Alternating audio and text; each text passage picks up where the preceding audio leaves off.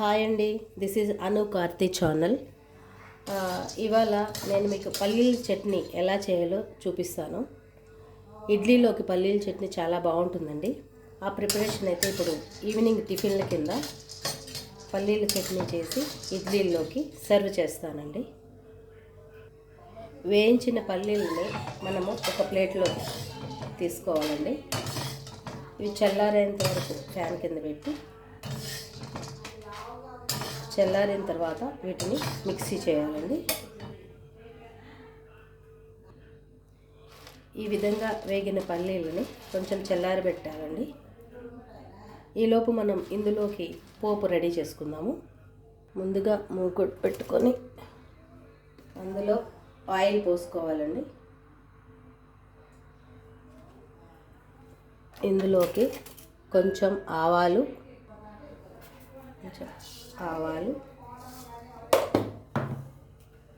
ఇంగువ మంచిదండి. ఇంగువ అన్నిట్లోని వేస్తాను నేను. అలానే మెంతుల్ని వేయించి పొడిగా చేసుకుంటాను నేను. ప్రతి కూరలోని ప్రతి రెసిపీ నేను చేసే వంటలో ఈ మెంతి పొడి కూడా కొంచెం వేస్తాను నేను. అది కూడా మంచిది, కడుపుకి చాలా మంచిది మనకి. కారం కోసం మనం ఈ పోపులో ఎండుమిరపకాయలు వేసుకుంటామండి. ఇవి బ్రౌన్ కలర్లో వేగేంత వరకు ఈ పోపుని మనం వేయించాలి. బ్రౌన్ కలర్లో వచ్చేసేయండి. స్టవ్ ఆఫ్ చేసుకోవాలి. రుచి కోసం కొంచెం చింతపండు వేస్తానండి నేను. వేయించిన ఈ శనగ పలుకుల్ని మిక్సీలో వేసుకోవాలండి.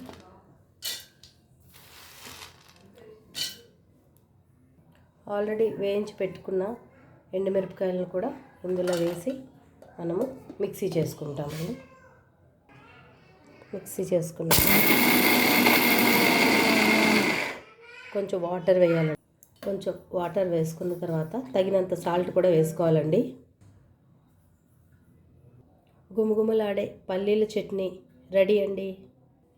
ఈ విధంగా రెడీ అయిన పచ్చడిలో పోపుని వేసుకుంటే పల్లీల చట్నీ రెడీ అండి.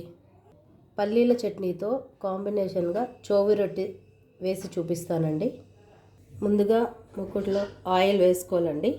చోవి రొట్టికి సరిపడే ఆయిల్ బ్రౌన్ కలర్లో వేయించుకుంటే చాలా బాగుంటుంది. ముందుగా రుబ్బు పెట్టుకున్న ఇడ్లీ పిండి అండి ఇది. మూకుట్లో వేసుకోవాలండి.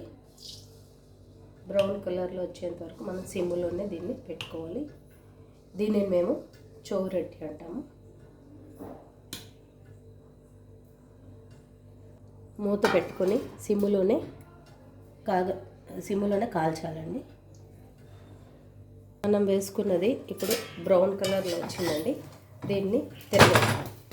చూసారా ఎంత బ్రౌన్ కలర్ గోల్డెన్ కలర్లో వచ్చిందండి. దీన్ని తిరిగి వేసి మళ్ళీ యాజ్ టీజ్గా సిమ్లో పెట్టి మూత పెట్టేస్తామండి. చోవి రొట్టి రెడీ అయిపోయిందండి. ఇందులో మనం పల్లీల చట్నీ వేసుకొని తింటే చాలా బాగుంటుందండి.